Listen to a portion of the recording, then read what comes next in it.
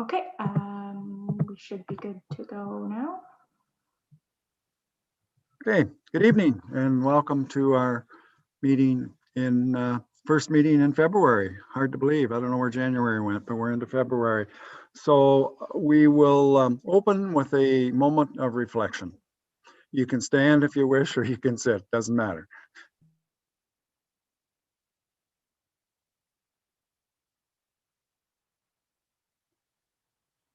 Okay, thank you. All right, we'll call this meeting to order. First item on the agenda is confirmation of the agenda. So mover and seconder to confirm the agenda as it was emailed out on the weekend. So Councillor Harold and Councillor Rose, all those in favor? Okay, that's carried. Does anybody have a conflict of interest with anything on the agenda tonight? Okay, I don't see any, so I think we're good to go. The consent agenda is there.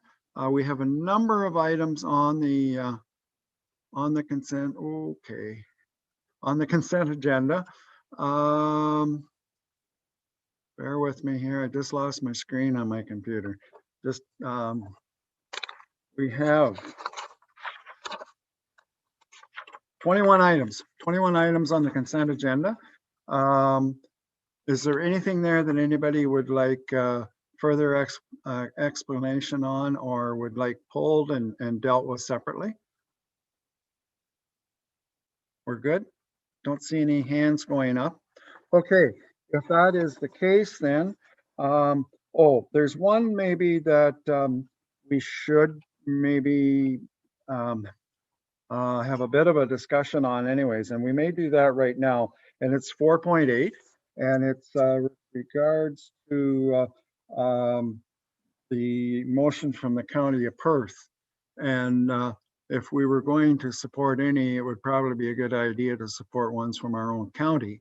And it's just with regards for some of the grants that have come out lately, there's not a lot of time, as you're aware, to apply for them. So it's just a resolution to extend the timelines for grants just a little longer. So some of them I think haven't been much more than a week. They come out and within the week they have to be back in again. So I don't know if anybody would like to pull that out and support it separately or not. And if not, that's fine. We'll just leave it in the consent agenda.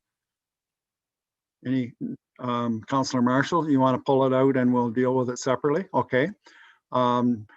We can we should okay, we'll just pull that out. So we're dealing with everything except 4.8. So a motion to accept the consent agenda with the exception of 4.8. Councillor Bell and Councillor Murray. Any further discussion on that? All those in favor? Okay, that's carried. Thank you. So 4.8, as I indicated, is initiated from the county, and I think I've fairly well explained that. And I don't know whether Jeff wants to add anything more to this, but some of the grants that have come out, very little timeline from the time they're announced until they have to be in, and we're just asking that the province allow a little bit more time to get and prepare grants and get them in. So if there's any questions, or Jeff, if you want to add anything further to that, you can maybe explain it a little bit more.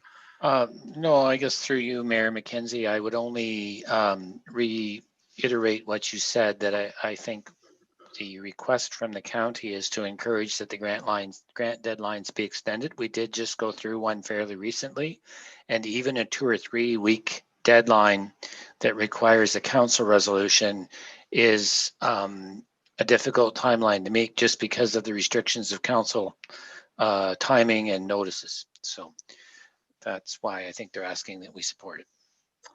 Okay, if there's no further questions, then a mover and seconder to support that resolution from the County of Perth. So Councillor Marshall, do we have a seconder for that? Deputy Mayor Wright, any further discussion on that? All right, all those in favor of that motion? Opposed, if any, that is carried. Thank you. All right, that brings us down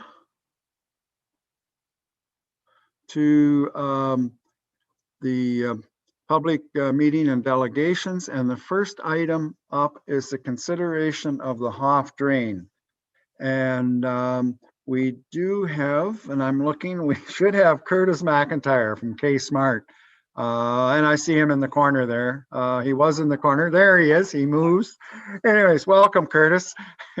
Thank you. Glad to have you here. So K-Smart and Associates were the engineers that were considered to do the work on the Hoff drain. And at this time, I'm going to turn it over to Curtis, and he'll go through kind of an executive summary, I think, on the report. I don't believe there's any of the ratepayers or landowners on that drain with us tonight. So I turn it over to you, Curtis. Before I get going, are you able to hear me? Okay. Yes. Okay. All right. Thank you, Mr. Mayor and members of council, for this opportunity to present my report on the Hoff Drain 2020.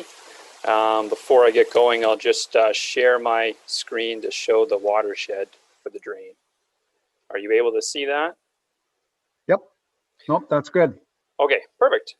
So this project was initiated under Section 78 of the Drainage Act from a request for repair of the existing Hoff Drain made by Alfred and Gisela Traxel. This is this property right here in September of 2019. So to help orientate everyone with where we are, the Hoff Drain watershed is on line 26, just west of Carlingford. Carlingford is over on this side in the Fullerton ward. So the existing Hoff Drain contained 3 branches of the drain, which is the A drain as shown here, the B drain, and the C drain. All of them are private tiles constructed in 1958, and 2 of them, the A drain and the C drain, cross line 26 to the south side of the road. It's not too substantial, but through our work on the project, we did make some slight alterations to the original Hoff Drain watershed as shown by this boundary, just because we have more up-to-date topographic information and we have tile plans from the farmers. So the on-site meeting was held in November of 2019. At the meeting, the Traxels explained that their main concern with the drain was an area to the west of their house over in this area that is a low area and ponds full of water every spring and takes quite a while to drain away. So that's their main concern, but they did agree at the meeting that it made sense to cost out and look at replacing all 3 drains at one time as we're doing this project, and they're all from 1958. So the meeting was followed up by survey and design in the winter and spring of 2020. When we completed our design and our breakdown of assessments of the work, we held an information meeting with the watershed back in August of, I guess it was not this year, it's 2020, August last year, to present our proposed work as we show in this report. At the end of the meeting, the Traxels confirmed that they did wish to replace all 3 drains at this time. So in this report, K-Smart, we propose the improvement of all 3 drains under the Hoff Drain. This includes installing 656 meters of small diameter plastic tubing. So that ranges in size from smallest being 100 millimeter, just 4-inch diameter, up to 300 millimeter, 12-inch diameter. And as well, the project further recommends 2 crossings of line 26 with 12-inch pipe done by jacking and boring. So not open cut, just pushed across the road. So that's on this A drain here and the C drain there. So that's really the work that we're recommending. One further thing the report recommends is the abandonment of the portion of the A drain up through here on the Hoff farm that no longer serves a purpose as a municipal drain because the Vanderhyde farm over here is tiled to the north, and so there's really no need for it to be a municipal drain anymore. So we decided to abandon it as a part of the drain. I guess I'll scroll down. There's not really, I won't spend any time describing the profiles or the details. Not not that critical for this meeting, but I'll get to the page 9 and 10 of the report where we talk about costs. So in this report, we estimate that the total cost of construction is going to be $60,000. And up here we had $2,700 of damage allowances to crops on the Traxel farm. And finally, the total engineering for the preparation of this report and construction supervision when it takes place is around approximately $28,000 for a total project cost of $93,300. That's what it's going to cost for this project. At this meeting, I guess I won't get into how the assessments were made. I'll just add that the report did include a Schedule A, which is to be used for assessing out the construction costs, Schedule B for future maintenance, and Schedule C is assuming that a 1/3 grant will be obtained for all the properties, the farm properties anyways. So that's all I really have to present on this. I'd be happy to field any questions that anybody has. Okay, I'll maybe get you to unshare your Yes. screen and then I can see if anybody has any questions. I can see them put their hand up. Deputy Mayor Wright. Curtis, if we're going to abandon the drain A, why are we going under the road still? I'm missing something. Like, we're not abandoning it. We're still using it, obviously. Otherwise, we're wasting a pile of money crossing the road. Yes, through you, Mr. Mayor. The hop farm itself is still tiled into that portion of the aid drain, so it still needs to cross the road for an outlet for them. It's just that portion wasn't really there for the hop farm. It was to service the Vanderhyde farm, for which they now have tiled it away. And I should mention, I actually missed in my notes, just in case the question comes up, it is designed to the 1.5-inch drainage coefficient, the work we are doing, which is standard design for drainage projects. Okay. Thanks, Curtis. Any other questions? I don't see anything. I think we're good.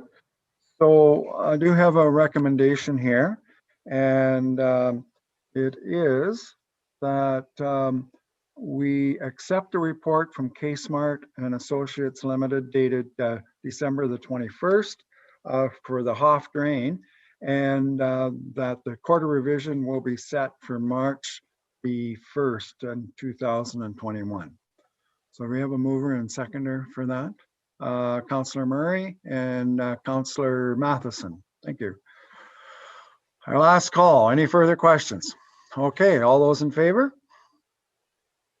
Opposed, if any? That is carried. Very good. Thanks, Curtis. So quarter revision will be held after, or not quarter revision, but the tenders will go out after the quarter revision.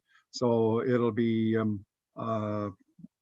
sometime end of March, first part of April when we get the tenders back in. So, okay, very good. Thank you.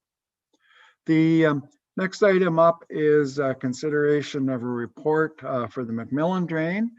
And I think we have Chris Dietrich in the corner there.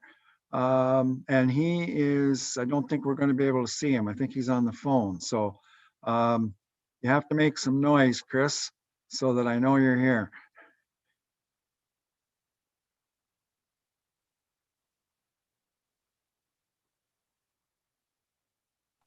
Okay, got you there now. There we go. We can hear you now. Yeah, how's my volume on that end? You're good. You're good, at least at my end anyways. Okay, perfect. Just let me know if anybody's having a hard time hearing me or need me to increase my volume on this end. But that being said, I'm here to present our report entitled The McMillan Municipal Drain 2021.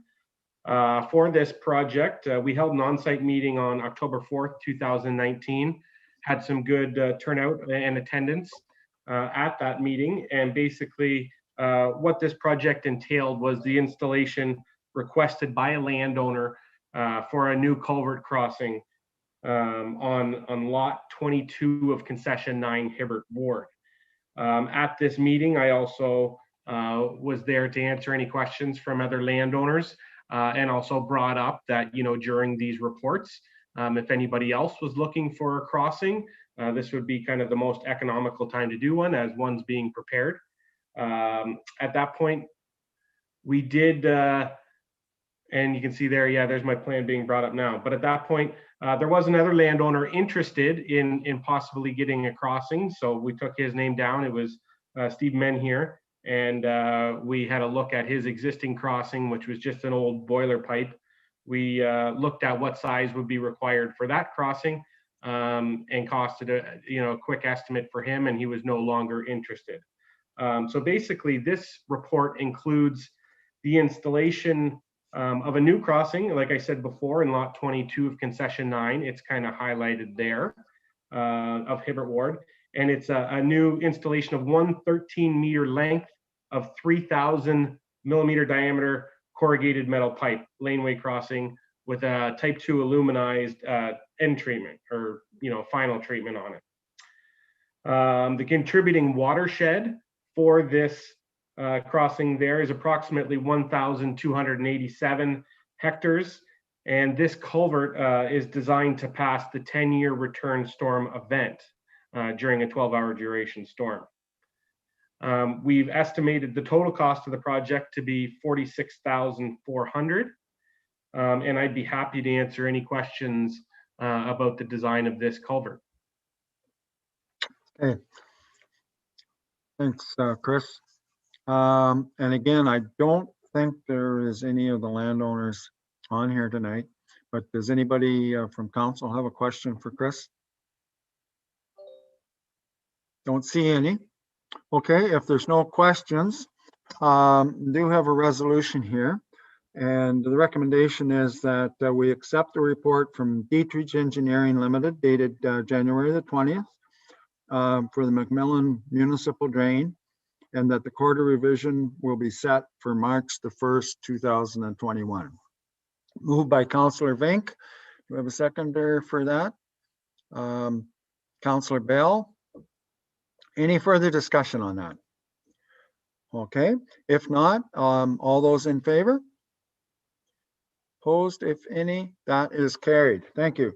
So the same rules apply here. Quarter revision is March the 1st, and then after the quarter revision, we will let the tenders out for that particular drain and have them after that. So that's good. All right, thank you, Chris. Yeah, thank you very much. Very good. All right, the next item up is a planning matter, and we have a report with regards to a severance in our consent for severance in West Perth.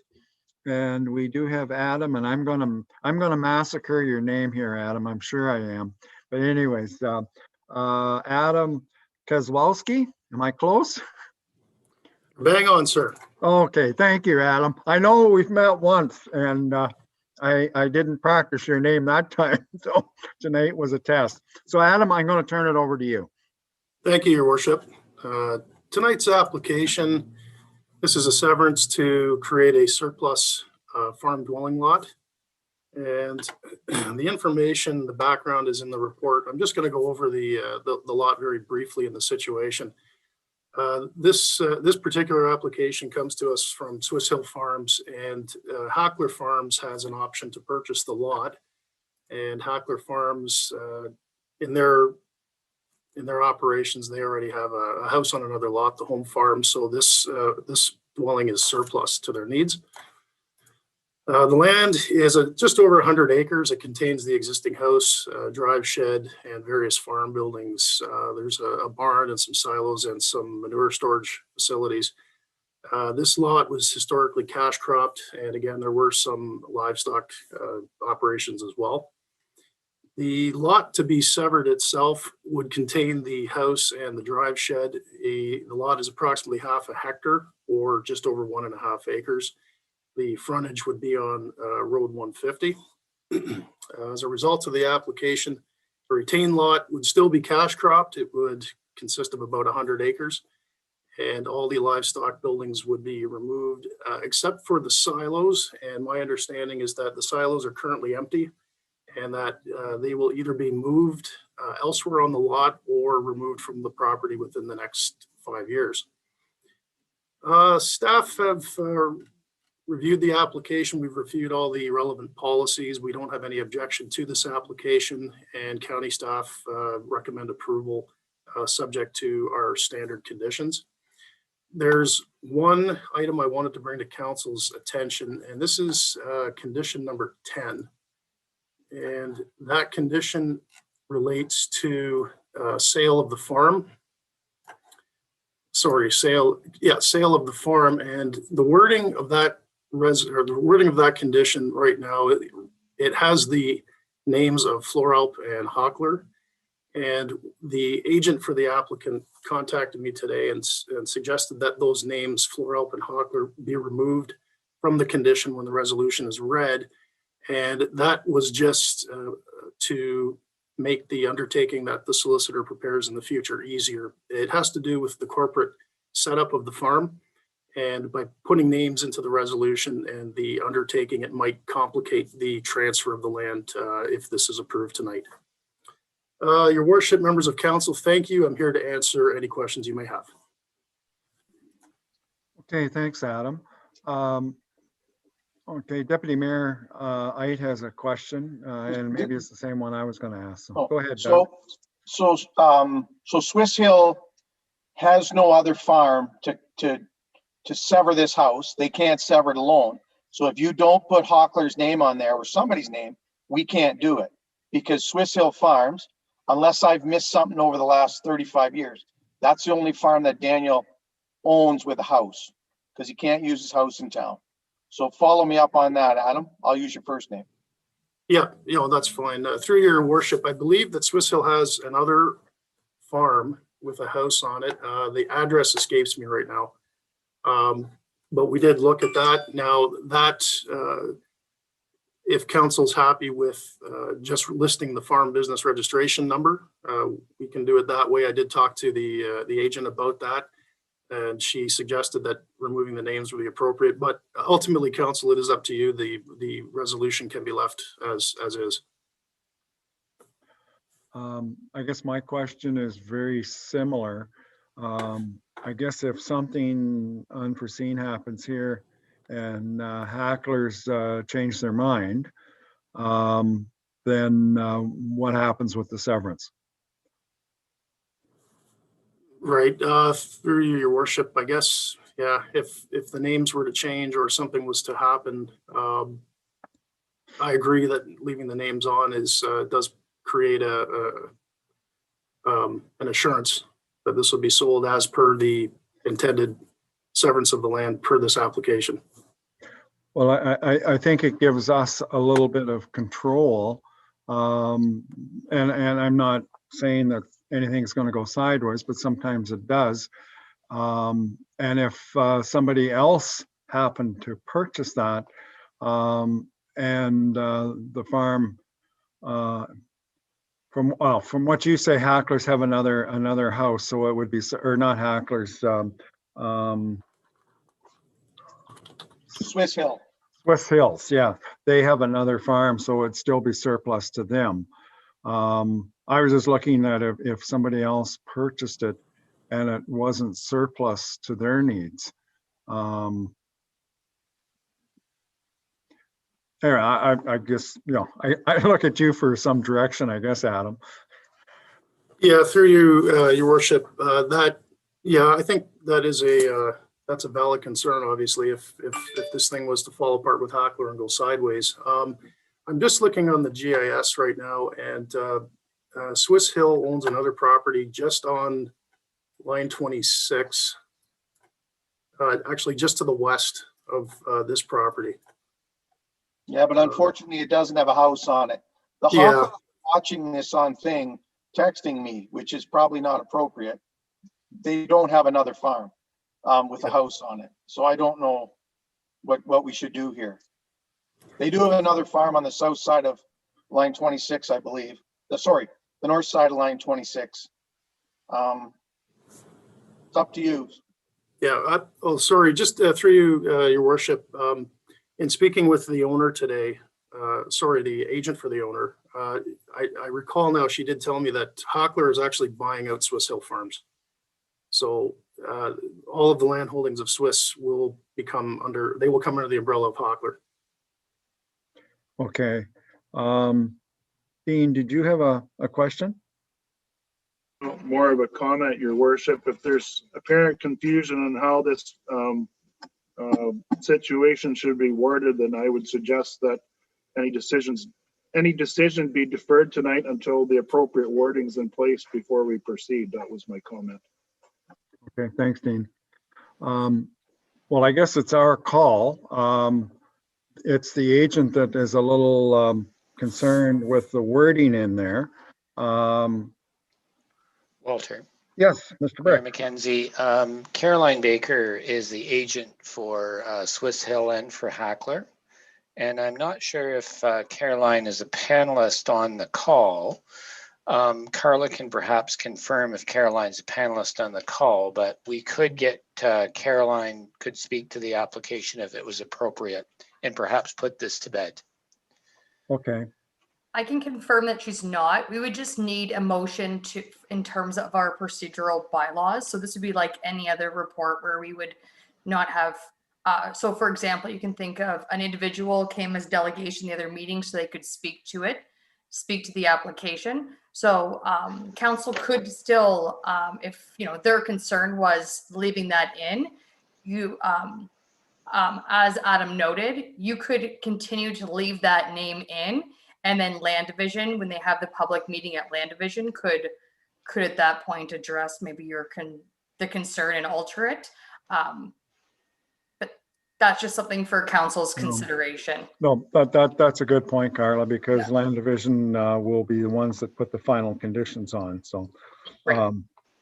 So we could leave the name in there and leave all 10 conditions on there from our end. And maybe by the time it gets to Land Division, things will be a little clearer, or they can clear that up and they can make that call. Does that sound like a logical move to everybody here? Dean, you had some concerns. Does that kind of answer what your concern was? Well, it sort of does, Your Worship, but as Land Division has to get that note and be aware of it when it arrives at their desk would be my concern now, so that it doesn't fall through the cracks. I think we can make them aware of that as well. And certainly Adam can relay our concerns and follow that application through. Correct? Yes, Your Worship, through you to council, when this goes to Land Division Committee, I'll have to do a follow-up report, and condition 10 will be ironed out. Okay, thank you. Is that, does that satisfy the rest of West Perth Council? Okay, all right. So is there anything further, Adam, that you wanted to say at this time? No, Your Worship. Just wanted to say hi and introduce myself, and happy to be in Perth County, and looking forward to the future. Good. Well, we're glad to have you. Thank you. Coming down where the movers and shakers are, eh? Adam, come, and you can give us a little bit of history if you want, Adam. This is the first time you've been here, so feel free to give us a little bit of background if you want. Sure. Thank you, Your Worship, to members of council. Adam Kozlowski, and I've been a land use planner for the last 16 years. I started my career in Essa Township, which is, if you know where CFB Borden is, just outside Barrie, and big agricultural community there. And I was there for about a year and change. And then I was at Oro Madani Township, which is basically the area between Barrie and Aurelia. And I was there for about 2.5 years. Again, a lot of rural planning, some settlement planning and lakefront planning. And then for the last 12.5 years, I've been up in cottage country at a township called Seguin, and it's just outside Parry Sound to the south. So we had some of the big lakes in that township, Rosso, Lake Joe.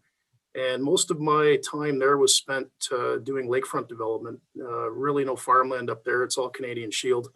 But after 12.5 years, I thought I'd like to come back to Southern Ontario, be a little bit closer to family, and to get some wider planning experience that I wasn't getting up north. So very happy to be here, and thank you for the opportunity. Good. Well, thank you, Adam. And as I said earlier, welcome. We look forward to to seeing you in a few more cases. All right, if there are no further questions, I do have a recommendation here. And with your permission, I'll read the preamble for the recommendation, but I won't read all the 10 conditions because there's a couple pages there. But we have addressed condition number 10, and I think between Adam and myself, Land Division will be made quite aware of the situation with condition number 10. And by that time, it may all be straightened out anyway. So does that meet your approval if I just read the preamble? Okay, so the recommendation is that West Perth received a report entitled Application for Consent to Sever Surplus Farm Dwelling Number B5620 by Swiss Hill Farms affecting lands described as Lot 11, Concession Fullerton Ward, Municipality of West Perth. 911 number is 3358 Road 150. Dated February 1st and prepared by the County Planning Department for information, and that the Municipality of West Perth recommends that the County of Perth Land Division Committee or their delegate approve the application for consent to sever surplus farm dwelling number B5620 made by Swiss Hill Farms, Inc., Fullerton Ward. And then there's the following 10 conditions that go on that. So do I have a mover and seconder for that? Councillor Murray and Deputy Mayor Wright. Any further discussion or questions with regards to that application? Okay, if not, all those in favor?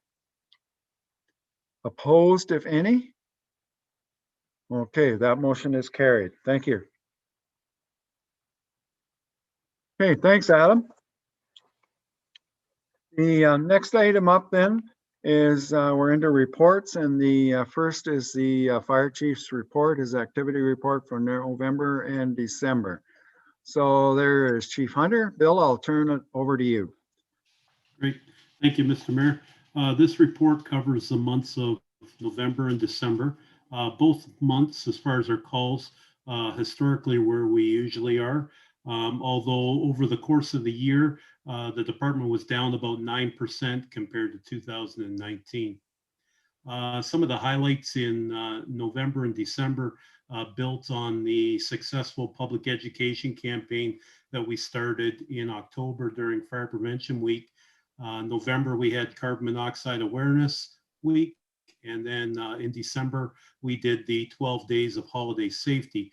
And we received a lot of good feedback on both the social media and on the radio campaigns that we ran through all those campaigns.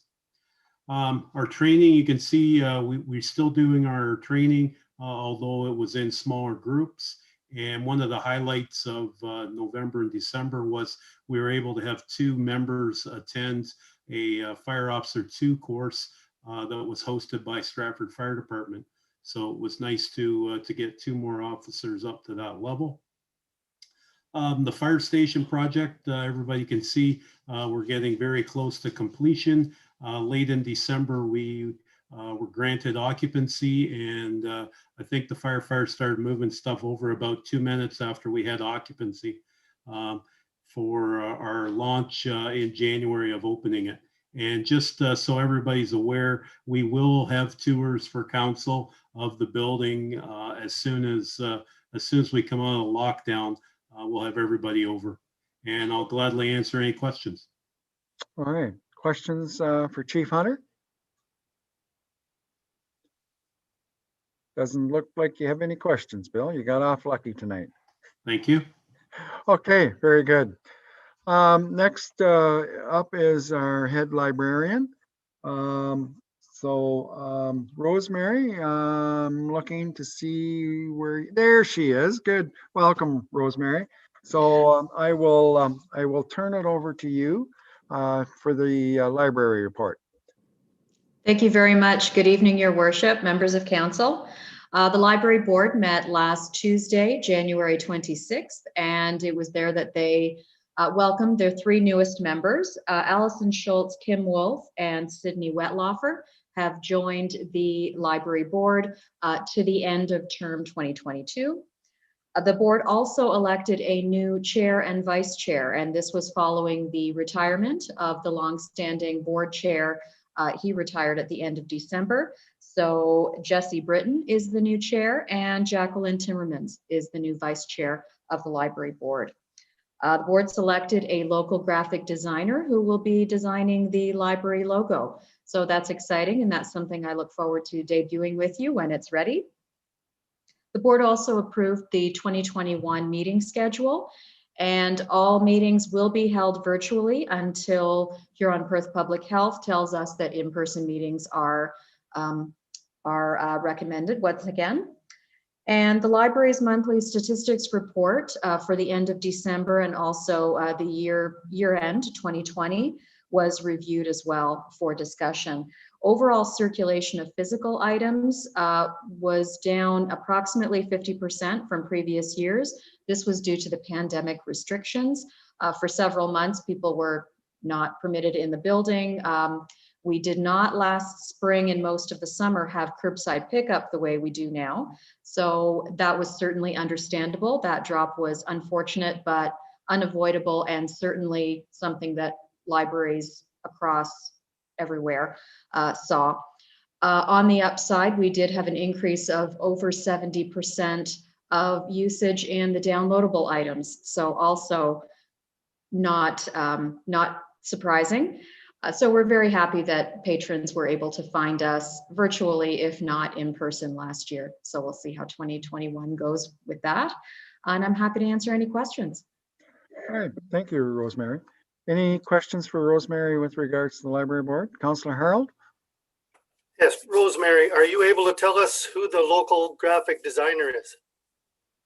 I have not had a chance to speak with him. He is elusive. So I'm still trying to get a hold of him, and I would like confirmation from him that he is still able to do this for us. It's been a while. I have not been able to speak with him since before the holidays. So I just want to ensure that he still has time to do this, and then I'm happy to share that information. Okay, that's fair. Thank you. Very Thank good. Any other questions? Deputy Mayor Wright. I just might want to, point out that I think you're spelling the word wolf wrong. It's got an E on the end. I don't know if that matters to you, but I'm pretty sure it has an E on the end for a name. Okay. Thank you very much. Somebody might know her better than me, but I'm pretty sure it has an E on. I can Thank you. confirm with the amount of wolves in this area that there is no E on her name. There isn't. There is not. I checked the email and yeah, I did confirm because there's two of them. It might not be the Kim that you're talking about. Okay, but it's not the Kim Wolf I'm thinking of. It not only is a silent E, Doug, it's a missing E. Okay, if there's no further questions for Rosemary, thank you very much for your report. Thank you. All right, moving on. The next report then is from Operations Manager Mike Creamer. And there's Mike front and center. So Mike, I'll turn it over to you. Perfect. Good evening and Happy New Year for those who I haven't seen. This report is for January. We're completed a lot of our annual inspections and we're carrying on and proceeding with those even this month. Roads, we had a slow start to the season. We saved quite a bit of money in our budget. However, we've been doing a lot of winter maintenance over the last couple of weeks, which is keeping the guys busy at least, and everything is proceeding overly well. Tenders and contracts, we'll go to the gravel resurfacing tender. On Friday, we received tenders at 2 o'clock at the town hall. We opened them up. We had 9 plan takers. However, only one submitted a tender, and that was Lavis Contracting. You can see the prices that they submitted. We did a 3-year with 2 provisional year term for this contract. We in 2018 also had a 3-year term. So this will be quite similar. The prices have gone up substantially, roughly 50,000 over our typical annual budgets expenses. And the most alarming thing about this tender closing is the provisional prices of 2024 and 2025. After talking to Lavis, is the prices have increased that substantially because they are concerned that the Staffa pit will be running out of gravel in 2023. So those prices were gravel actually coming from Holmesville. So that is a significant distance away. So that's just to keep in mind that down the road in 2024 and moving forward, that our cost could be substantially increased in the gravel resurfacing budget. However, my recommendation is to proceed with Lavis Contracting and enter into a 3-year contract with them. Okay, we might as well Questions? deal with that recommendation right now when it's in front of us. So as Mike indicated, the recommendation is that we award the 2021, 22 and 23, right? Gravel contracts to Lavis Contracting for the 3-year term. Do we have a mover and seconder for that recommendation? Councillor Murray and Councillor Bank. Thank you. Any further discussion or questions for Mike? Nicholas? When you say running out of gravel, you're talking about their gravel pit in Staffa, not our gravel pit in Staffa. Their gravel pit in Staffa. Yeah, that's okay. Correct. Councillor Tam. I don't have a problem with the next 3 years, but I think going forward, we're gonna have to look at some kind of alternative, whether we can go to every other year or cutting the quantities in half, or I just think people would be shocked if they knew that 9 to 10% of the money that they contribute to taxes goes to putting gravel on the roads. It's just it's too big of a number. I don't see that being that we can sustain that. You do know we gravel half the roads every year, whether it's north or south, and we alternate back and forth. Mike? Yes, I that's get correct. Yeah, yeah. Sometimes it's 10 inches thick and it's all in the ditch. Yeah. And then there's a big drop into the laneways and everybody cries about it. It's just, I think the process could be refined. Okay, so noted, Mike. Any other questions? Yeah. We did experiment dropping and decreasing our tender quantities about 5-6 years ago. And remember the conditions of what our roads took. If you do the actual kilometers of road, we're doing roughly 125 kilometers of road. They're averaging 6.5 meters wide. If you were laying it down 2 inches, 44,000 tons would still not cover that quantity. So just to clarify that we're not laying it down 10 inches thick. We're just trying to establish the center crown is the main purpose of what we're doing. But don't establish too high of a center crown. No, we'd like 3 or 4% center crown, not the 6 to 8. Yes. Yes, I know years ago the roads used to be actually they were almost flat, and that was what we were preaching for quite a while, that we needed to get a crown on the roads to run the water off, and the men took that to heart, and I know a couple instances where we actually, I think we had too much crown on the roads. You would drive a vehicle down the road and you were sitting on quite an angle. So anyways, we leave that with Mike to sort out. So any other questions with about the gravel tenders? And I have to look at refreshing my memory. Did we get a mover and seconder for that? I think we did, didn't we? Yes, Nicholas seconded it, I believe. Okay, so all those in favor of that motion?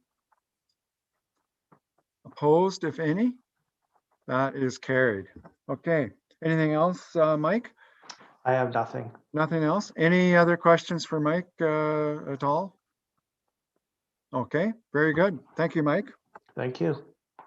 The next up is Darcy with Recreation and Facilities Manager, and the activity report. And then there's also some other items that he wants to talk to us about. So Darcy, take it away. Thank you, Mayor McKenzie. My first report is the activity report. The report is in front of you. I'll just capture some of the bigger details. We had to make the tough decision of taking out the ice. We did that shortly after the state order was in effect. Unfortunately, we don't really know how long that's going to last and when we're going to make it back to ice. So we had to make the tough decision. Financially, I believe it was the right decision to take out the ice.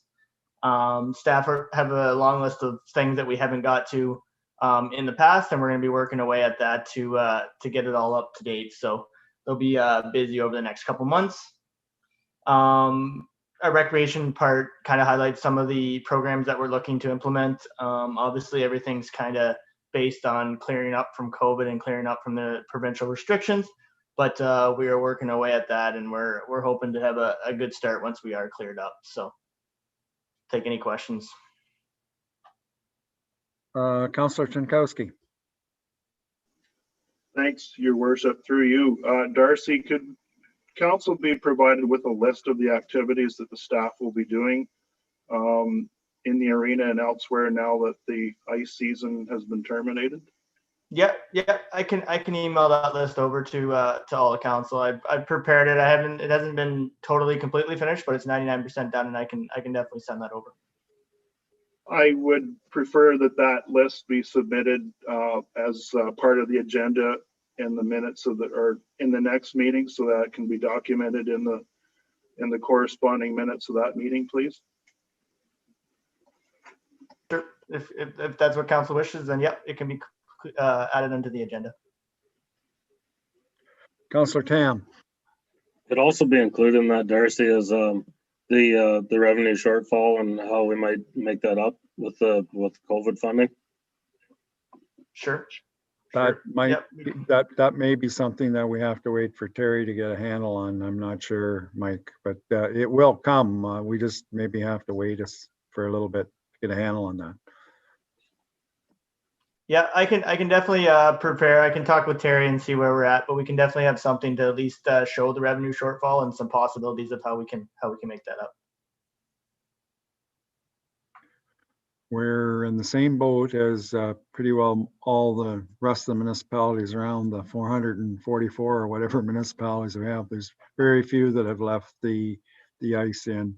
North Perth has pulled the ice out of 2 arenas and left it in one in their newer arena because it's capable of maybe keeping the temperature cooler for a longer period of time, but they're not sure either how long it's going to stay in there. So anything else for Darcy on that?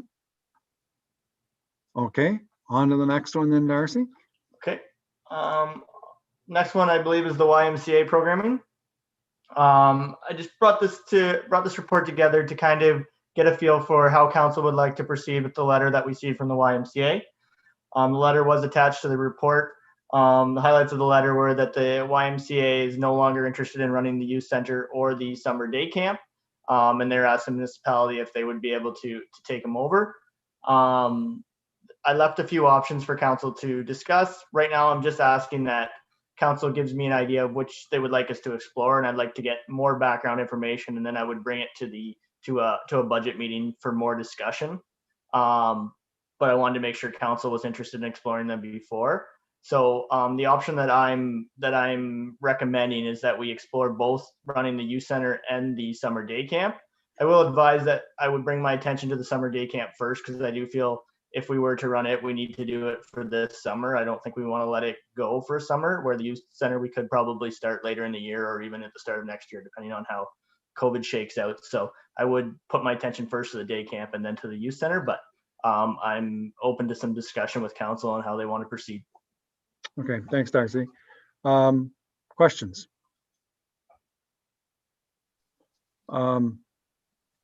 Deputy Mayor Wright.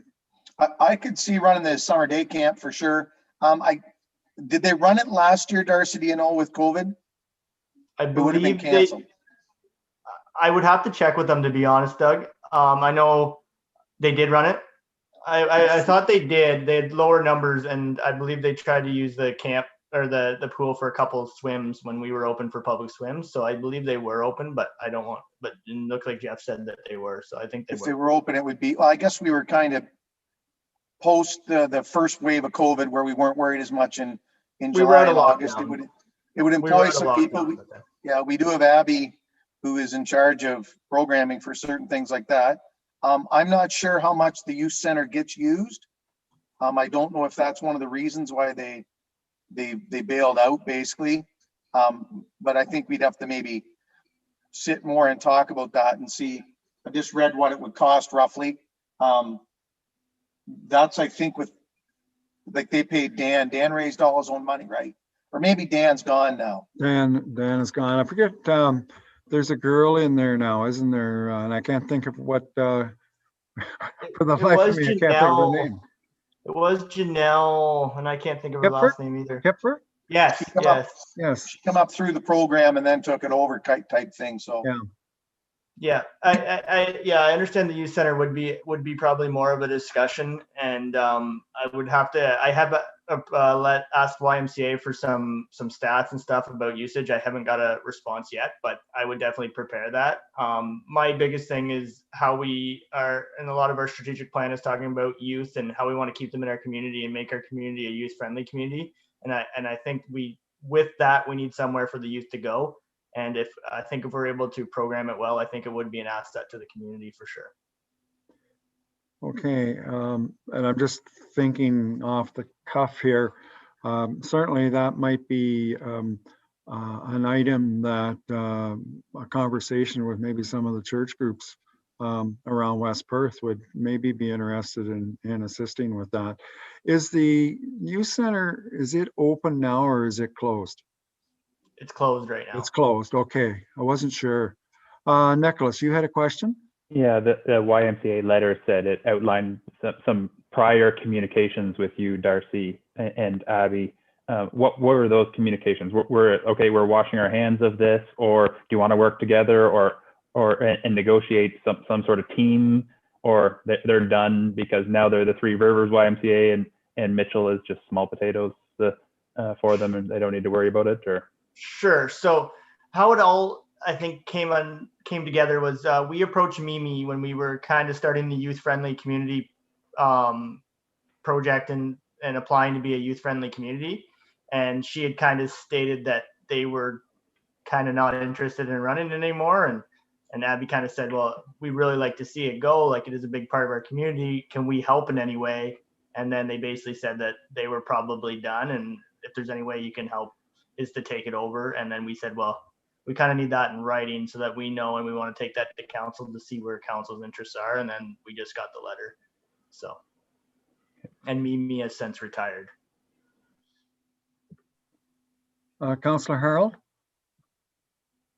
Thank you. Just having a quick look at that.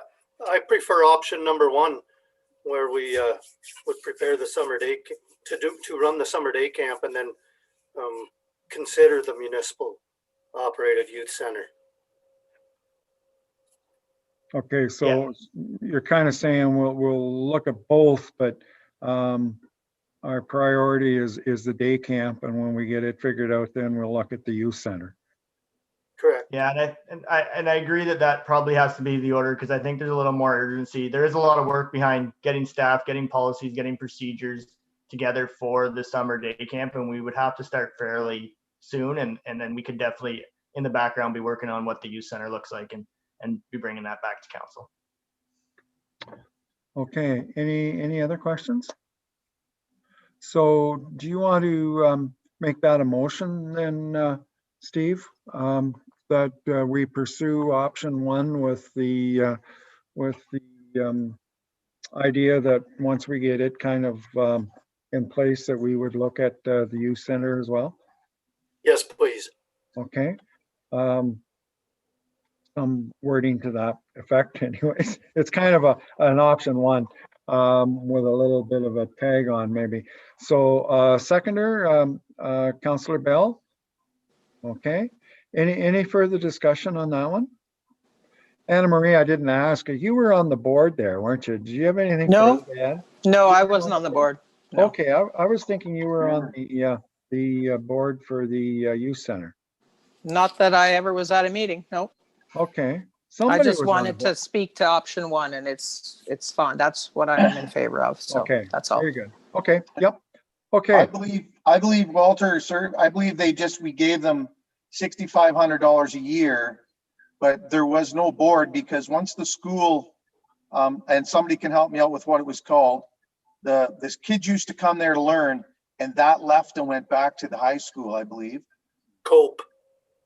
yes. And cool. and then we just donated them $6,500 a year, but we had no say at all or anybody on it that I know of. They had a fundraising dinner. Yes, but we did have a board member on at one time, and I can't remember who it was, but there was a member on there. But John Nader. That's right, in John's time maybe. And maybe we had, for some reason or other, I was thinking Anna Marie was on there, but maybe they didn't have any meetings after that. I don't know. Okay, so the recommendation is there. It's been duly moved and seconded. If there's no further questions, then all those in favor? Opposed, if any? Okay, that's carried. Thank you. All right, moving on then. The next item is the advertising. Yep.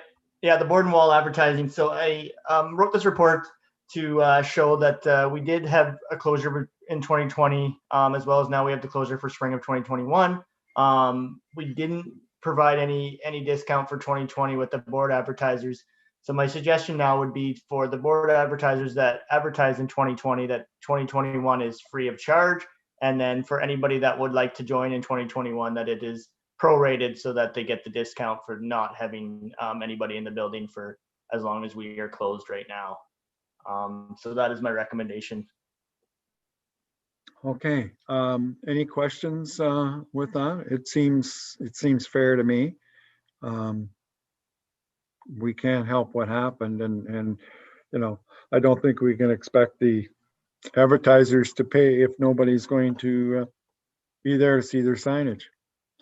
All right, the recommendation here then is that we received the report dated February the 1st, and that Municipality of West Perth approve that all current wall and board advertising contracts be extended for the 2021 fiscal year, free of charge, and that any new advertising contracts be done at a proportional rate with normal fees to be reinstated for 2022. We have a mover and seconder for that recommendation, Councillor Rose and Councillor Marshall. Any further discussion? All those in favor? Opposed, if any? That is carried. Thank you. Okay, anything else, Darcy? Nope, that's all for me. Okay, thank you very much. Thank you. Okay, that next is Carla, and with a clerk's report, and I'll turn it over to you, Carla. Yes, as Adam mentioned today, we heard a severance, and one of the conditions is always a reapportionment of the drain reports and schedules. So before you is for 3 separate severance applications that have been approved by Land Division, and as such, the condition is that they are required to reapportion any drains that those subject lands are assessed to. So I'm just looking for my recommendation before you is to accept the agreement as presented in my report. Any further questions? Question from Councillor Rose. Oh, okay, sorry. I was going to read the recommendation, but I'll keep you in mind that you want to move it, okay? So the recommendation is that we approve the following agreements of drainage reapportionment for revisions to drainage assessment schedules. Agreement with Boersma Family Farms, Ross Jordan and Hazel Jordan regarding reapportionment of the Rolfe Municipal Drain and the Northwest Municipal Drain for lands known as part of Lot 16, Concession 4 of the Logan Ward. And then agreement with 111197 Ontario Limited, Wayne Snyder's,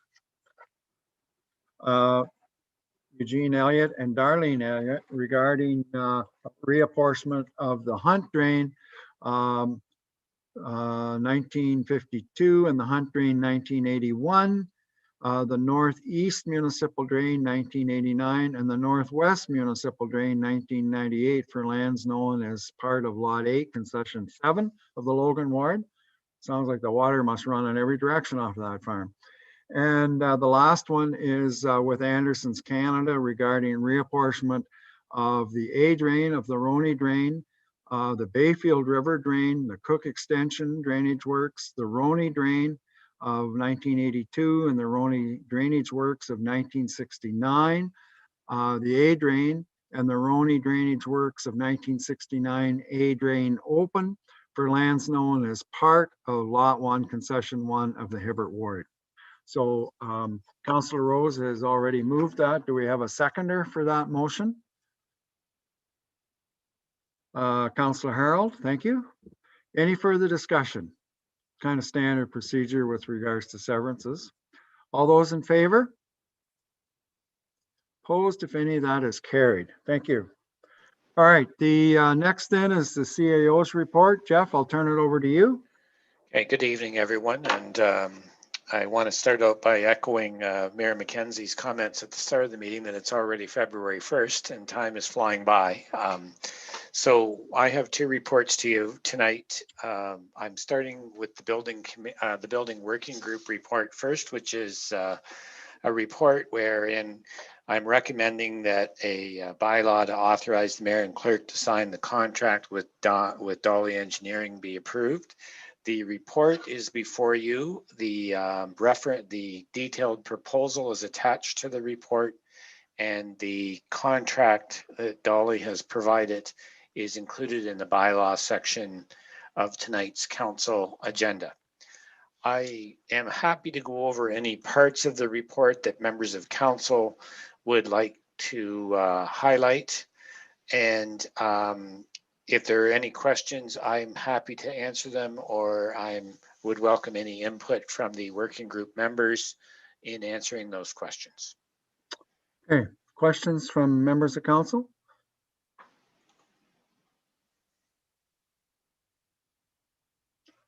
Don't see any questions.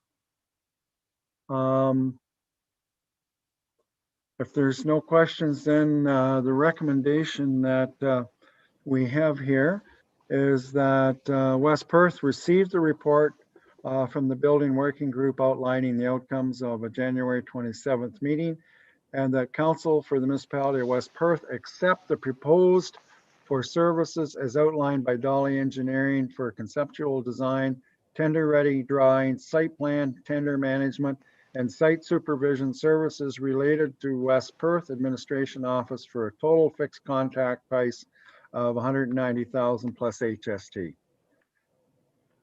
Any further questions? Do we have a mover and seconder for that? Oh, you got a question, Dean, or are you moving? No, just a comment, I guess to remain consistent with my previous position as outlined in a previous meeting, I will not be voting in favor of this motion.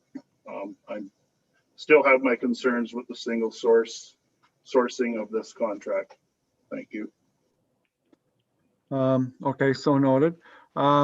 Jeff, do you want to just take one more stab at explaining the single source and why we went this way? I guess it would be too simple to say no. The mayor's asking. No, you can say no. No, and what I will say is that I maintain the position that there are times when a single source is appropriate. I maintain the position that this is one of those cases, and I appreciate that that every time you do it, you need to strongly justify it. I maintain the position that this is a case where that choice is justified, and I believe, and I also maintain the position that council voted in favor of that decision, so the ship sailed. However, I appreciate and I don't want to diminish the comment, as I think that it's important to note that we want to be sure when we make a choice like this to not go to the market because it's fundamental to us being fair to the municipality and being fair to bidders. But this is a case where I felt the exception was appropriate. Nicholas. And then in our budget of the total building or of this specific package of it, where did this $190,000 come in, above or below, or exactly as we thought it would? It came in right about where we were thinking. So we had there's a couple things that were going here. Number one, Nelson Dolly had talked about the approximate cost for a 12 to 14,000 square foot building and put 190 on it as a rough number back in early December or even late November. We did apply for the grant. In terms of where the budget number we have is, the grant that we applied for is 164,000. If we were successful in that grant, we have that, and then we had 30,000 set aside last year. I'm quite satisfied that those numbers are close, but that they were come to from independent directions. So frankly, Nelson Dolly was not aware that the combination of our grant and our $30,000 we set aside last year to get the process started would be a very close number. He wasn't aware of that. And he had no way of knowing because that grant wasn't reported to council until after December 3rd. So, Councillor Tam. I think that the process that we've used here has worked well, and I think anybody, if you want some reassurance for yourself, you just have to go 20 minutes south of here and look at a fire hall and see how that's come along and the money that they have invested. So I don't disagree with that, but my only comment would be that timing is everything. Like the fire hall timing, to have it ready to go, start in the spring, finish before winter, or the start of the winter is perfect. So I would just say that the timing is really key. Okay, any other comments? We've kind of kicked this one around a bit. Okay, gotta refresh my memory here. We do have a mover, a seconder? No, okay. So the recommendation is that we receive the report from the building working group outlining outcomes of the January 27 meeting, and that Municipality of West Perth accepts proposal for services as outlined by Dolly Engineering for conceptual design, tender-ready drawing, site plan, tender management, site supervision services related to West Perth Administration Office for a total fixed contract of 190,000 plus HST. And I know I read that once before. We just didn't have a mover and seconder. Okay, we have a mover and seconder now. Deputy Mayor Ait and Councillor Tam. Thank you. Last call. Any further questions? Okay, all those in favor? And opposed? That motion is carried. Thank you. Okay, the next report I have for you this evening is a report on extending the contract of the climate change coordinator. The report that I've outlined to you is a report that all 7 partners are taking a variation of this report, just simply with reorganizing the names to their councils. And we're all trying to get this to their councils because the contract for the current employee expires at the end of February. So North Perth has been employing Rebecca Garlick under an employment contract. We've all been using the services. I had a question over the last week about just what projects the climate change coordinator has done for us, and there's a couple of fairly important things that she's assisted us with, particularly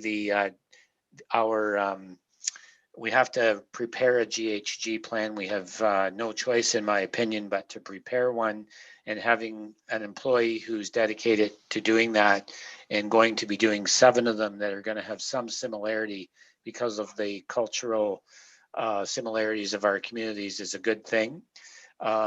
Rebecca played a very big role in preparing our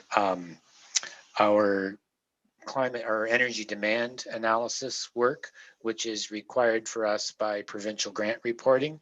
Of course, the strategic plan identifies several reasons why we should be pursuing climate change matters, and you'll see a report on that that was sent out this afternoon. We have 3 sub goals that reflect that we should be making progress on climate, and I feel this is extremely good value to ensure that we get the community plan in place and that we move forward with options for implementation and it not just go to a shelf.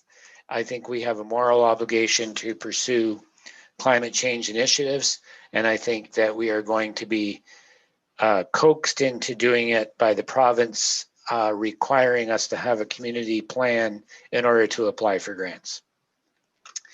So I'm recommending that we proceed with this, with the resolution as proposed. Okay, thank you, Jeff. Questions for Jeff on with regards to that? Nicholas? At what point in the process do you think we get to making a commitment in the lower tiers or the upper tier? I'm not certain what kind of commitment you mean. A commitment to reduce greenhouse gases by X%. Yeah, great question as far as, and that's the big question. I think, you know, if we need only pay attention to what's been happening in the industrial sector in the last 2 to 4 weeks, where the most recent one is GM to say that by 2040 they intend to be carbon neutral as an organization. So a car maker making a statement like that indicates that even though those timelines are long, the expectation of society and industry to see companies of that side coming out and setting their targets, I think municipalities can be expected that there's going to be more and more pressure. So the climate, the plan, the community plan will give us the foundation to be able to talk about some measures. I think it gets it on our radar. And then as far as how we want to commit to a date for being neutral or a date to being 30% or whatever, I think will come in the fullness of time. But it's not, I don't think we're within a planning cycle. Like, I don't think we're within 3 or 5 years of making that, but I do believe it's on our horizon. And I think that will be the next bar that is put out there that we have to achieve in order to, again, continue to be able to apply for grants. So, Councillor Pinkowski. Through your worship, a lot of reference has been made towards a community plan. So I'm just wanting to ask, at what point will the community stakeholders be consulted on this plan, in particular agriculture and local industry? I don't see enough evidence of a sufficient breadth and depth in the consultation with the community. I understand there was, it's described in our package as a democratic survey was undertaken last year, but to me that survey was decidedly undemocratic in the way it was worded in terms of the narrative that was presented and the way that the survey questions were formulated. It was in English only, no other, I didn't observe any other languages being available for the participants. And the narrative in some of that survey was unfairly prejudiced, for example, against the dairy and meat producers. So I support the idea of this plan, but I would support also the idea of having the climate coordinator come to us at a meeting and answering some of these questions, please. Thank you. and through your Mayor Mackenzie, I'll respond to say, I think that very clearly that's the expectation of the process. The process is that this plan will be coming back to council for discussion. I would point out that we offer, and you know, obviously North Perth hosted the survey, and surveys are offered in alternative formats, but I frankly see a lack of relevance to the point about the language that the survey's been put out in. It's not typical for us to issue surveys on our landscape in different languages. If someone asked for them, we would do it. But I think that's picking at something that's not needed. Councillor Szynkowski? Well, I would beg to differ because there's different communities that do not use English as their primary language. But be that as it may, I still think that there needs to be a stronger breadth and depth towards the consultation of the local stakeholders in the community, particularly the agriculture and industry sectors, who are already taking steps towards reducing greenhouse gas emissions. And I would be concerned that those efforts that are being taken right now could be undermined unnecessarily. Okay, and it's my understanding, Dean, that this was a Perth County survey. I believe pretty well, I was going to say all the counties, but certainly most of the counties are doing something along that same line. But that was a survey that was destined for Perth County residents, and I believe Perth County residents only. Yes, Your Worship, I do understand that it was directed to Perth County residents only, but our package also indicates that those results from that survey will be used towards the formulation of the plan within the 7 member municipalities that are within this county group. So that's why I'm concerned that we haven't gone deep enough to get everybody's input into this plan. Otherwise, if we don't have community buy-in, it's not going to work, and that's my concern. Okay. So I guess you've probably made an argument to actually extend this contract then, so that we can go a little deeper in depth and get more out of it. Yes, I have. Other questions? Okay, the motion is here, and the recommendation is that we enter into a new local partnership agreement with North Perth, Perth East, Perth South, and the County of Perth, as well as St. Mary's and the City of Stratford, for a shared services of the Climate Change Coordinator for the period of March 1st, 2021 to December 31st, 2021, with potential for extension into 2022. We have a mover.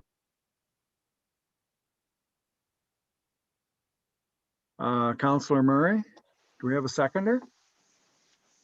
Councillor Matheson, thank you. Further discussion?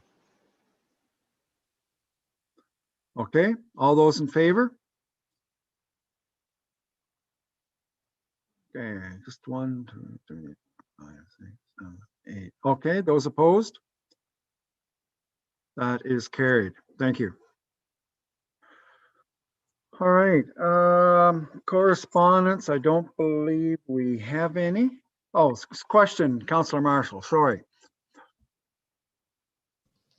Thank you, Your Worship. I just have a question regarding the staff report. Something I haven't seen since I've been back, and I'm not sure if there's a reason why we're not getting staff reports about the regarding the bylaw enforcement. I know in my previous term of council, we used to get regular reports from the bylaw officer, and I'm just wondering if that's a possibility. I'm looking here, Jeff or Carla, maybe Carla wants to answer that, maybe. Jeff just flickered on there for a second. I've started in 2017. No report was coming to council at that time from the previous clerk, Susan Duke. To the best of my knowledge, it's never been brought up. So I'm just kind of looking for what kind of a report you'd be looking for, what kind of information. Obviously, noting that we need to be careful in terms of confidentiality and privacy issues. This is the first time it's been brought up since 2017, so that's just kind of why I'm maybe seeking clarification, or if there was, a trigger of an event. The previous, back when I was on council previously, the the bylaw officer came to our, things were structured a little bit differently then on how we had our meetings, but the bylaw officer came, I believe it was monthly, and just gave a report on their activities, any the number of tickets that have been issued, the amount of just a general update of what their actions were and what was going on with the with that department. So I have had a number of complaints about parking, and I just thought that this would be a good idea to see what's happening with the with that department. So, And I'm probably making an assumption. I think the time you were referring to, they did have a full-time staff member that, or in some kind of a capacity, all they did was bylaw enforcement. So currently the service delivery service level is 0.25 of our bylaw, or sorry, our building inspector. We are bringing a proposal for a slight increase through the budget process of what that would look like. But in terms of parking, and is that something that council is looking for? As I mentioned, right now, our enforcement officer is doing 0.25%. So then that would, in terms of that individual's role, that would be part of it would take away from enforcement or inspection for doing a report that you're requesting, but it's something that if council's looking for that, then we just kind of need that direction. well, and previously the bylaw enforcement was only part-time. I think it was a day a week type in West Perth, if that. So that was a similar situation, I guess. Maybe not quite as much time now, but I think, and I'm not sure, Jeff, if you're referring to, I know there was a period of time there when we did share a bylaw enforcement officer with Perth East. And I'm not sure of the percentage of time, whether we had her 1 day a week or 2 days a week, or what the actual was, what the formula was. I guess if there's a problem, and we can certainly discuss this, at another time, that's something that we can look at again, as if we want to go down that road and share a bylaw enforcement officer, maybe with another municipality. There might be somebody out there that would have one that would be able to give us a bit more time than what we're getting right now. I guess I throw that out as if there's real interest, we can explore that, certainly. Councillor Harold? Thank you. Jeff, do you feel we need to have someone attend the meeting, or would just the report do? And if there was anything, if we notice a trend or something, then we could maybe have the officer come to the meeting. But do you feel he needs to attend, or they need to attend? Sorry. I don't think so. I think the report, I think, this is somebody's responsibility. This is I think, a enforcement of our bylaws. I think having them report to council and to the public is just something I don't think they need to necessarily be here to speak on, unless there is, a specific issue, but some kind of report of those of what's being done on that issue, I think is a reasonable thing to come to council. Deputy Mayor Wright. I'll put my foot in my mouth because I'm the guy that does that. I think it comes down to the same old thing: who enforces what? Every night on my street, there's a truck and a trailer parks here. It's never got a ticket. I watch the snowplow go around it every morning. When I talked to snowplow guy, they said, well, who enforces it? Nobody will give a parking ticket. On Jeff Street on Trafalgar, there's a fire hydrant 6 feet away from it, 20 hours a day. There's a car parked. So I think, and he's shaking his head, yes. I think we need to maybe, I know with COVID, they don't enforce much. I don't think we're giving out any tickets, but I think that's where Jeff's coming from. I think it's more of an enforcement issue. I'm probably going to get a ticket tonight, but I think that's Jeff, maybe where he's coming from. One says it's his job. The OPP say it's not our job to do this. So I think we just have to figure out whose job it is. And maybe a half-time and bylaw enforcement officer would work, but they're only here from, like, ours now will say, well, I'm only here from 9 to 4. Right? So there's no enforcement from 4 till 9. But that's, I think, where Jeff's coming from. And I can Well, confirm that, like in the last 2 weeks, we've probably received anywhere between 15 and 20 parking tickets have been issued in the last 2 weeks alone. So I can confirm, if you want to see the report, that there is, but it does come back to, as Mayor McKenzie had noted, the level of service. If we're looking at 24-hour enforcement of vehicles being parked, and for OPP, for example, they issue quite a few parking tickets, especially the through the winter. But currently our calls for service and our billable hours have not been tasked to going up and down each individual street and actively ticketing. So that would be an increased level in service, and we can absolutely bring that forward to council during budget. Well, and without a report on what they're doing, I don't know whether we actually need an increase in service level. Certainly, I see issue on our street, and I hear about it about the number of cars, some of them not moving at all, just being parked on the side of the street for weeks or months, but without some kind of idea of what the bylaw officer is doing, what their times are, it's hard for us to make any I think decisions on that or any recommendations. I think getting a report on this is a good start. I know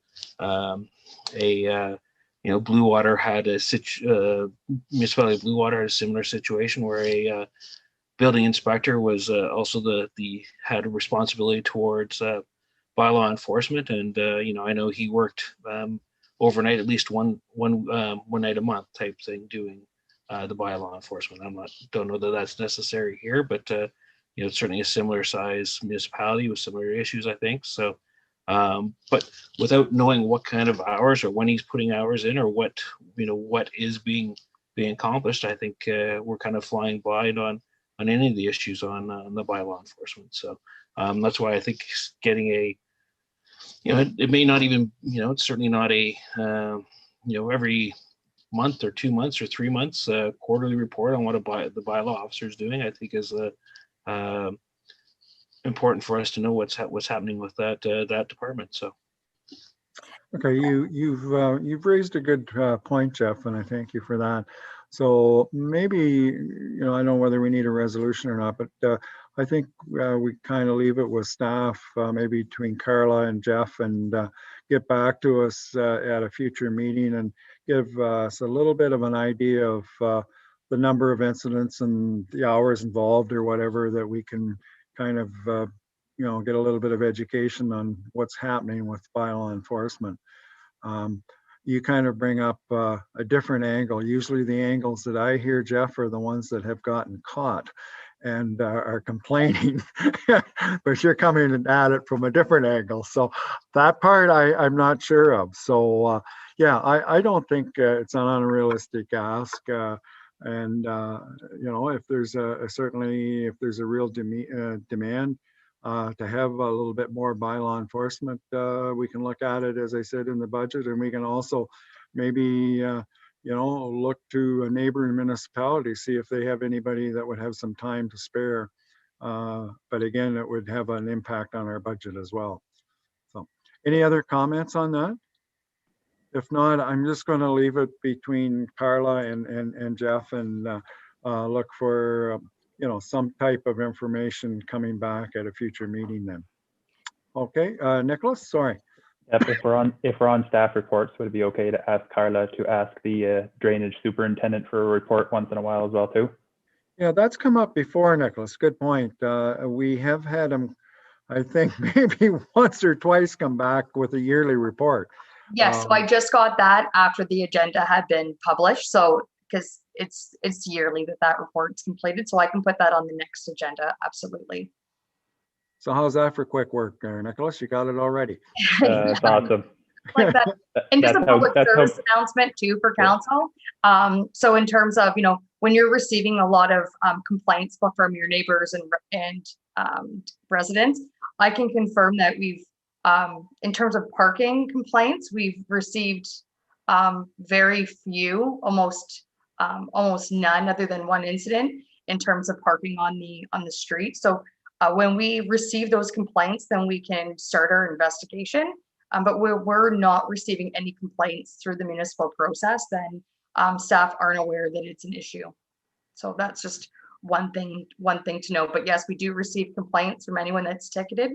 A very lengthy complaint often is followed that we are ticketing in West Perth. So I guess along that same line, only a little different.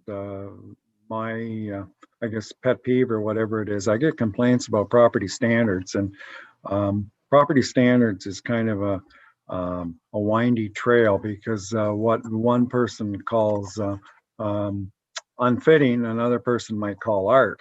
And not everybody takes the same amount of appreciation in their yard as other people. But problem that I have, I get the complaints, or people complain about it, but in order for it to be acted upon, we require a written complaint. And the people that are complaining, they don't want their name on a form, and they're reluctant to do that. And like, I don't want my name on every form.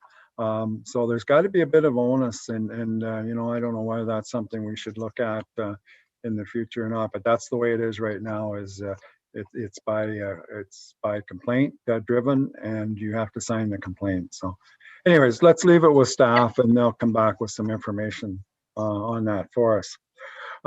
Moving on then, council reports.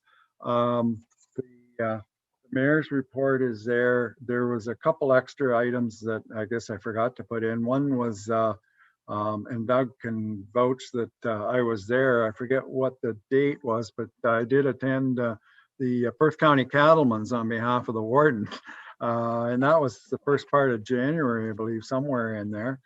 And then the other one was on the 27th as well, with the building working group. And I forgot to put that one in as well. Moving on, unless there's some questions there. There is a number of reports here from Upper Thames, and I'm going to lump them all together, Anna Marie. There is three reports there. If you want to pick out the highlights, we've had it all weekend and we could read it. So I'll just let you kind of give us the executive summary here. Yes. And as you saw at the beginning of the meeting in the wherever there, we got notice that Ian Wilcox is retiring this year. He is giving us 3 or 4 months to find someone. That process is now in place. The hearings committee is the search committee. So that's in the works. Our annual meeting is on Thursday, February 18th. We had the budget last November already, or September, or just October or November there. What else here? Something that I found that the CA staff have developed. They've developed an online version for their grade 2 river safety program. And they have over 1,500 grade 2 students booked at 41 different schools to take part in this river safety program, which is quite critical, actually, if you think about it. So many people aren't aware of the safety of the ice on the waters. They had an incident in Woodstock, but no major issues there, thank goodness. So that's all I have to say. If anybody has any questions. There was also an incident in Stratford, I believe, too. That's right. On the That's right. River there. Yeah. Questions for Anna Marie? There was a lot of reading material there from Upper Thames this Yeah. time around, for sure. Okay, if there is no further questions, then we'll keep moving on here. Maitland Valley, Councillor Matheson. Yep, our 2021 priorities and draft budget is there in front of everybody. Anybody has any concerns or comments, they're looking for those feedback before the March 9th so they can be addressed at our hopefully budget passing meeting. It'll be in March. Our AGM meeting is actually coming up in February. Any questions with the material that was presented from Maitland Valley? Okay. Then moving on, economic development, we have the minutes from September and then minutes from November. And Doug, I guess that's yours. Thank you, Walter. A lot of the minutes from that go towards what we had there in January on the 20th. If anybody was on, I think our Zoom meeting, it built up to that. We had, we didn't have great participation, but we had great presentation, I think. Anybody who watched it, it's not even on this one. The only thing you might pick out of the one meeting is that if Ginseng Glass doesn't come to Stratford, if Mitchell could approach them. It actually is in the minutes there for you to read. It was brought up by a councillor. We had Nathan Marshall brought up he's on the Moncton committee for the arena or for the library, sorry, and the new childcare. So, but it's I'm still more proud of the one we did on the 20th. It had some good stuff in it. So, any questions? Councillor Jankowski. Through your worship, I guess, Doug, you're the chair of the Economic Development Committee. So your comment about the Zinyi glass, is West Perth considering at all this idea of if the Stratford proposal falls through, is West Perth considering this idea at all of contacting them to try and bring them to West Perth? I don't know if we would even have the opportunity with the size of the property they need. It's in the minutes from Michelle Chessel that if it fell through, if we could, Jeff, you might want to speak.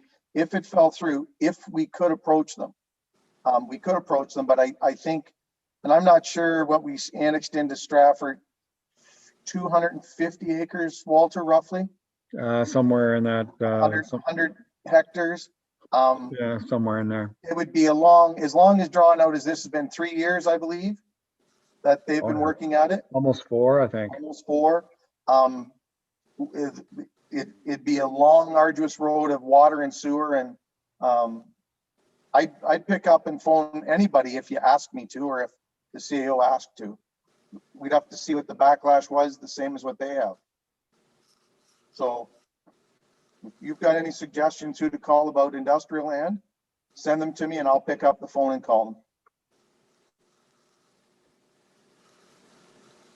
them. Go ahead, Dean. Well, my only suggestion through your worship, the Zinyi glass idea, there's a book called 13 Ways to Kill Your Community. I don't know if you can see it. I would suggest Zinyi glass would be the 14th way to kill your community. I would far sooner find other sources of industrial tenants than that one. That's my opinion right there. I see Jeff is on. I don't know whether he wants to add anything further or not. Well, I'll just simply add that we have not aggressively pursued them. We are, obviously respecting that there's a conversation going on with Stratford. It's well known with county economic development what land we have available and what our limitations would be. As a general rule, the industrial land that we have, our first need is to support the incubator businesses in our own community that need small lots, and I anticipate that there's a large pent-up demand for that will take us through a number of years. And a large employer, and anything 200, 300, 400 is a pretty large employer for us, pretty big fish, would be complex in terms of transportation and services. And I think if we were invited to have a conversation, I think that it would be, I can assure you that it would be transparent in the sense that the council would be aware of it from the beginning, and we would be very clear and deliberate about the steps we take to make sure that it's pursued in a way that everyone is comfortable with. And not everyone would agree, but that everyone is comfortable with. Yeah, and I'm not sure that we would have enough of land or the availability of land to accommodate an industrial growth like that. The key, one of the key things is they need a large area of level land, and whether we go north of Mitchell or south of Mitchell. Certainly when we go south, we run into a problem with level land, maybe not quite so much running north, but certainly that is an avenue that we wouldn't pursue without a discussion here. And employees, our workforce is limited as it is, so to bring something like that in, that's a major industry. It's kind of likened to Toyota moving into Woodstock when that happened, and the growing pains that they had. So anyways, we'll leave it with you, Doug. Okay, moving on, if there's no further questions with regards to economic development, then a motion here that we accept the reports from staff and councillors as presented, and further that all committee minutes and correspondence not specifically dealt with by resolutions be received and filed. Mover and seconder for that. Councillor Marshall and Councillor Rose, thank you. All those in favor? That is carried. Good.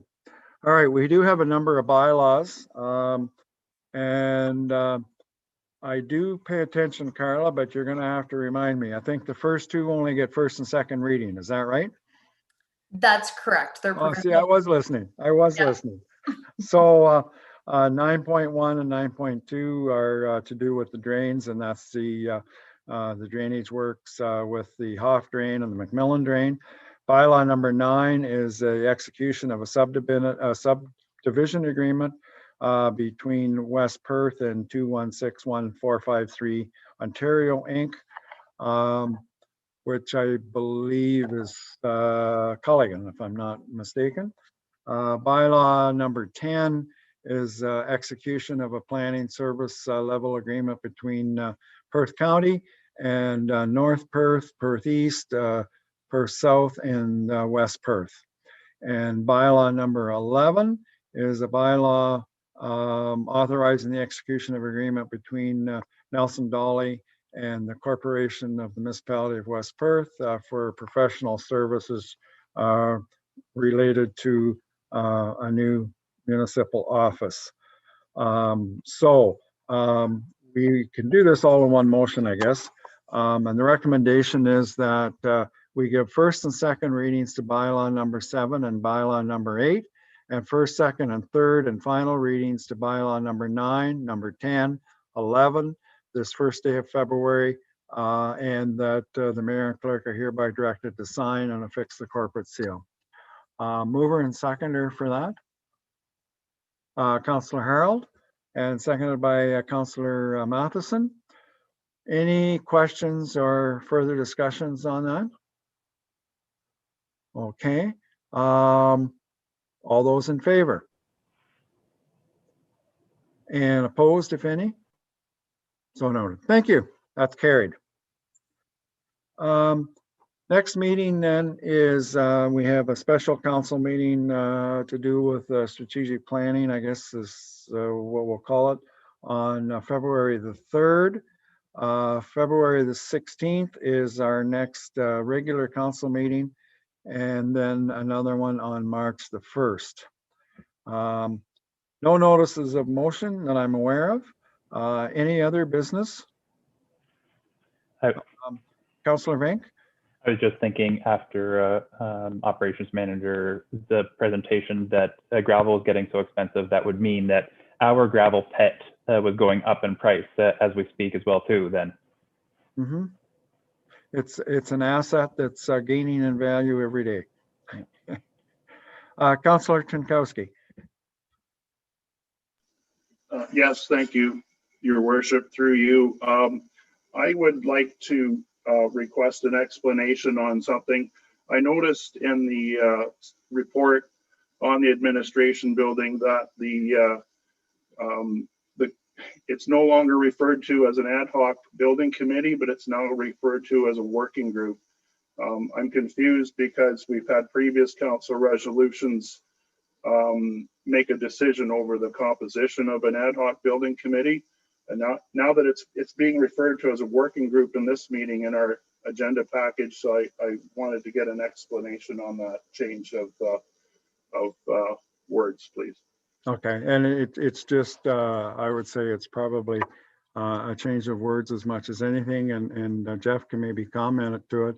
I think the idea is that an ad hoc working group looks at options and what have you, and comes back to council with the information, and council makes the decision. And that's kind of the purpose of this committee or group, I guess you want to call it. Jeff, I don't know if you want to add anything further. Sure.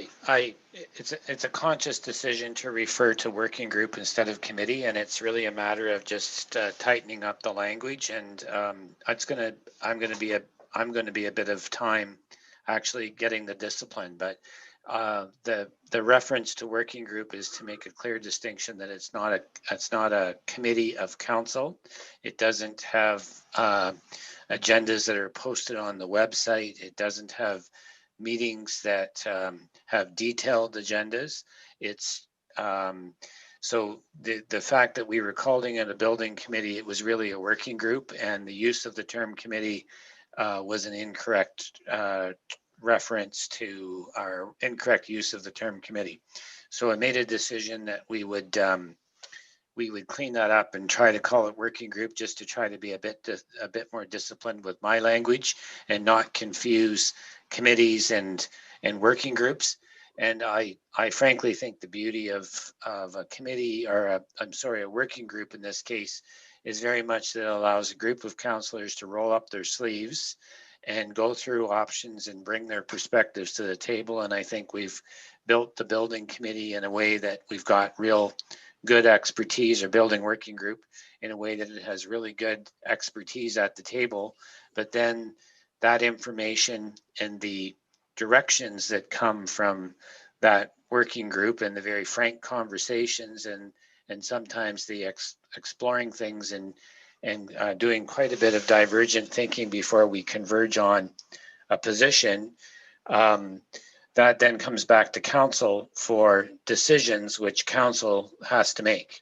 And so I'm just to be very clear, the process that we used for the fire hall is precisely what we're replicating in this current iteration of the working group. And I think we've had a great deal of success with the fire hall running this model, and so we just propose to run the same model. Further questions or comments? Does that answer your question, Dean? I guess it does in a way, but I'm just still a little confused that council made a resolution for an ad hoc committee, and as we all know, committees are governed by the procedural bylaws. So that was the source of my confusion, because as the CAO had pointed out, that the typical procedures outlined in the procedural bylaw weren't being followed. So I was just questioning why that was the case. Thank you. Yeah, and I'll just clarify that we asked council to pass a resolution to confirm the membership with the building committee, so that it was clear that we didn't have members drifting in and drifting out when we were working on the fire hall. We wanted a group of members that we were working with. And then when it in the case of the report that went to the December 3rd council meeting, you'll recall that the resolution was included in the package to affirm the members of the committee, which I'm saying to you, I'm going to try to discipline myself to now call that a working group, because it's really a working group and not a committee. But the resolution to confirm membership is to confirm specifically who the members are, and there's no confusion about who's working on that project. And you can imagine the confusion that would result if we had a membership that kind of rotated and you had different councillors showing up for different meetings. That would be very disjointed. Anybody else? Questions? I guess I look at it as it's a group that, and Jeff is right, with the previous project we had, everything came back to council, and the information came back, and it was council that made the final call and made the decisions on it. And that's what we want to have in place for this project as well. So there's different avenues, as we have noted, that there will be decisions that will have to be made before we go on to a next step, if there is a next step. Is everybody okay with what Jeff has just explained? We're good with that? Okay, all right. Then if there's nothing further, we will carry on. I guess at the risk of throwing Jeff under the bus here, I'm just going to throw this out. And I do see that we do have our interim treasurer online. I guess the question that I thought would come up under new business is when will we have a budget type of meeting? Certainly. I'm happy to answer it. I mean, you'll see that this afternoon we issued the agenda for Wednesday's meeting on Friday afternoon, because that's when we typically issue agendas for meetings in the following week. Today, the clerk amended the agenda to include a report and a detailed corporate implementation plan, which is a bit of reading for you to have completed by Wednesday afternoon. And not that we didn't give you enough reading this weekend, we're just keeping the pressure on.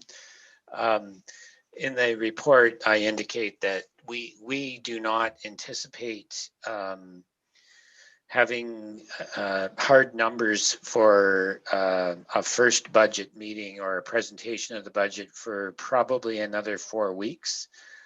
We have some priorities that we need to turn to, and I'll outline what some of them are. And Terry's on the line. We can obviously, I think, expect to have some robust discussion about this on Wednesday, but we have some grant reporting that's overdue and needs to critically be finished. We have FIR and 2019 audit that need to be finished, because they're getting they're complicating other business for us in terms of banking arrangements, and you know, FIRs can get you in trouble with grants. And then those inline tasks need to be completed before we wrap up the 2020 year end, which is an important, at least the budget to actuals being reasonably close, are a very important input to our 2021 budget. And so, without giving away the thunder for this Wednesday's presentation, I will say that the way we see budget coming together in the future is the strategic budget workshop that we will be having this Wednesday. We would anticipate having in late November or early December, and then staff would work to get the year end, and you know, FIRs and those things would presumably not be so backed up as they are with COVID this year. We would then work to get year ends and then have a first iteration of the budget with numbers and with that strategic input from council on projects that there's interest in and project that there's not interest in, probably again around the end of January or beginning of February. So we're likely a month behind this year, and given the year end, given the complexities with the audit and the sort of difficulty with auditors around audit this year because of all the deadlines and the no structure to the deadlines. And I can see how our audit got behind, but it frankly is an inline task that needs to be completed before we move to the next. And so we will have ample time to discuss this on Wednesday, and it will be framed up in the context of how we're planning to connect our budget to the strategic plan and use the strategic plan as a driving force for the budget, as opposed to us being reactive. I think that we've got a good leadership team, and we've been good about keeping the big picture in mind, but the discipline of the strategic plan will greatly help with that. And Terry, if there's anything you'd like to add, I think we really appreciate and respect having the expertise of a long-serving treasurer to help us through this. Thanks, Jeff. Through you, the mayor. Yeah, we'll have a good discussion on Wednesday. I think that'll be good. We've been working really hard, and we're uncovering some things. And I think one bite at a time, and we'll get this done. And we'll chat on Wednesday. Okay, good. Thanks, Terry. That's good. Nicholas? What does FIR stand for in this? Financial information return, if I'm right. That's very right. And it's the provincial report that has to be done every year. And the OMPF grant, you have to have it in by a certain time. It can affect your grants. It can very much affect your grants. And borrowing, any kind of borrowing. You have to have your financial statements done and your financial information return, so that the province and anyone else can see the financial viability of the municipality. Councillor Chinkowski? Yeah, I guess to Councillor Vink's question, an FIR, it's the same as what publicly traded corporations have to file with the Securities Commission. Otherwise, they can't trade their shares on the stock market. And I guess just as a tie-in, when we had this discussion in December about, it was a sidebar discussion to budget, it was about investments. And a council member raised concern about my comments that I wasn't being respectful enough to the staff or whatnot. And I reiterated my concern then, as I do now, that I was concerned about getting distracted with the investment side of things. And now we've got, I know there's been COVID and other things in play, but now we're getting behind on those inline things that keeps our business of our West Perth municipality, our corporation in line. So that's what I was referring to a year ago. So I sincerely hope that staff, I empathize with their position, but I hope that they can get caught up and we can get back on track again. Thanks. I have all the faith in the world in Terry that we will, and I just want to reassure the rest of council here that 10% of the municipalities across Ontario have not filed their 2019 FIRs yet. So we're not the only one, and certainly COVID has had a lot to do with that. But there's a number of municipalities that haven't filed that as well. So we're maybe not as good as what we have been in previous years, but we're certainly not in any worse shape than 10% of the other municipalities across Ontario. Okay, I'm going to move on then, if there's nothing else, and just need a motion to confirm the proceedings of council. Read a first, second, and third time. Councillor Vink and Councillor Rose. All those in favor? Opposed, if any? I think everybody's got their hands up. That's carried. And then finally, a motion that we adjourn at 9:01. And yes, motion to adjourn at 9:01. Mover and seconder for that. Councillor Rose and Councillor Murray. Thank you. All those in favor? Opposed, if any? We're adjourned.